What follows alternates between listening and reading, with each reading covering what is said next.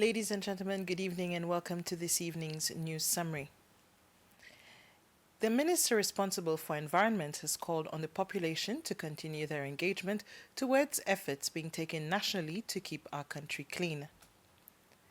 Minister Flavien Joubert made the appeal at the launching of the Clean Up the World campaign today, which also featured a recycling exhibition. The activities were organized by the Ministry of Agriculture, Climate Change and Environment, the Landscape and Waste Management and their partners. We continue to repeat the same message that the cleanness of this country is our responsibility and we all have to be part of the process.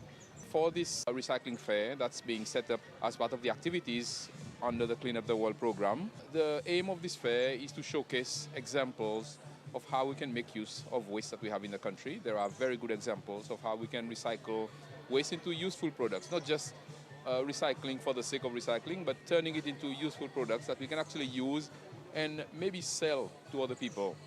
So it's about showing the economic possibilities that exist with recycling. So we are quite satisfied that the engagement remains and that many of our partners who's been there in the past, they continue to be with us in this process. But the other part of my message also is to invite new people who are not here today, people who are maybe in the past not been involved in those kind of activities. Let us invite those ones to join us in the effort so that we can enlarge the group who are taking action to make sure that our country remains clean. The central bank has announced that as of January 1st of next year, banks will no longer be supplying checks to individuals and will stop accepting it as a form of payment from individuals starting the 1st of May 2025. Businesses will be granted a longer time frame. They will no longer be supplied checks in January 2026 and may no longer use them as of May 1st, 2026. The abolishing of checks as a form of payment aligns with the central bank's and government's plan to move to a digital economy. The central bank, along with its partners, will continue with their financial education to help individuals and companies to move towards digital payments. Identifying the needs of universities in the region is the aim of a regional conference that started today at Beauvalon. Vice chancellors from universities in Southern Africa and the Indian Ocean are taking part. The event coincided with the 15th anniversary of UNICE. Over 2 days, participants from 10 countries will discuss 4 themes: unemployment and entrepreneurship amongst the youth, digital transformation, movement amongst universities, and promoting research. The Glasshouse police station has reopened its doors after remaining closed for about 5 years. The facility has also undergone renovation works. Minister for Internal Affairs Errol Fonseca, Police Commissioner Ted Barbet, and the MNA for Glasshouse, Regina Esparon, unveiled a commemorative plaque. Also present were the Brigadier Michael Rosette, Chief of Staff Jean Attala, senior officials of the police department, and representatives from the Glasshouse School and Health Center. Addressing those present, Commissioner Barbet said that the Glasshouse police station was a center for community support and engagement. The policing style we will be adopting, and we have already adopted in certain region, is that we don't want the officers to stay in the station, but rather to go out in the community, meet the community, meet the people there, talk and discuss and recreate an atmosphere of trust and build upon that, and just to meet the people, more or less, meet the people there. The People's Republic of China yesterday celebrated the 75th anniversary of its founding. It was during a reception at the Eden Bleu Hotel on Eden Island. On this occasion, Chinese ambassador to Seychelles, Lin Nan, affirmed that diplomatic relations and friendship between China and Seychelles continue to grow. And on behalf of the government of Seychelles, the designated minister, Jean-François Ferrari, renewed the diplomatic commitments of Seychelles and the friendship of the country towards the people of China. Just to note that the People's Republic of China was founded in 1949. Over the past 75 years, China has experienced great transformation under the leadership of Communist Party of China. from poverty to prosperity, from being a weak nation to a strong one. China creates a miracle of human development, and its epic journey is widely admired by peoples across the world. Today, China is the second largest economy in the world.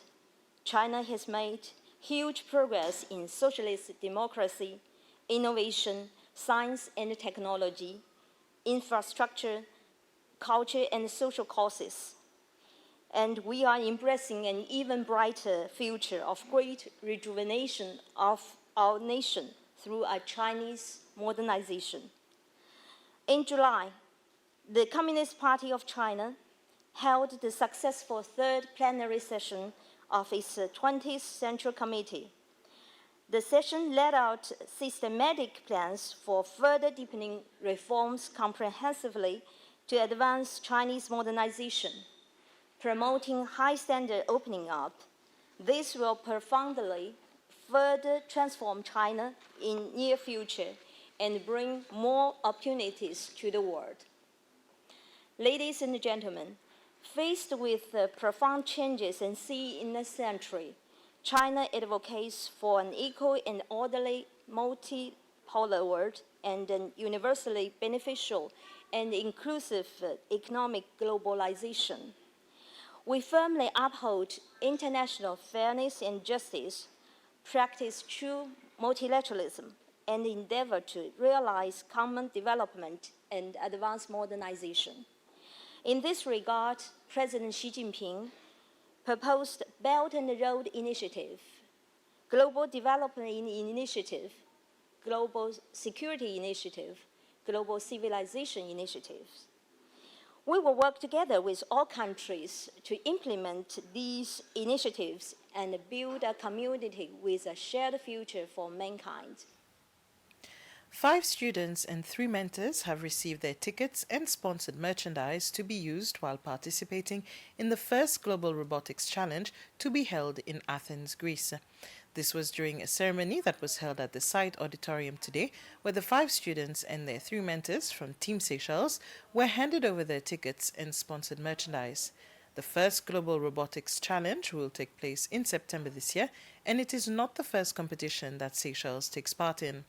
There was a small demonstration of the robots that were built from scratch by the students and their mentors. The Ministry of Education, Dr. Justin Valentin, stated that in the near future there will be Seychellois who will design robots for Seychelles. So we stand here today on the brink of something extraordinary. This isn't just another event. It's a celebration of your dreams, your determination, and your remarkable potential. Each of you here embodies the essence of innovation and the spirit of pushing limits. You are not just students, you are pioneers, architects of the future, and the leaders who will shape the world.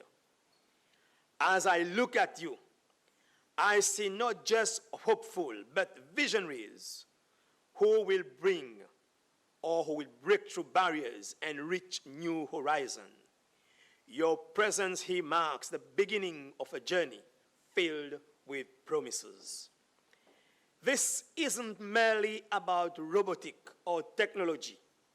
It's about harnessing your boundless creativity and indomitable spirit to make a tangible impact.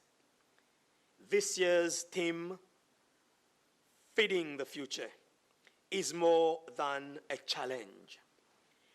It is a call to action. It's beckoned you to use your ingenuity and energy to tackle global issues and create solutions that resonate far beyond borders. Ladies and gentlemen, we've reached the end of the news summary. More news and more details in the news bulletin at 8 p.m. Thank you for your attention.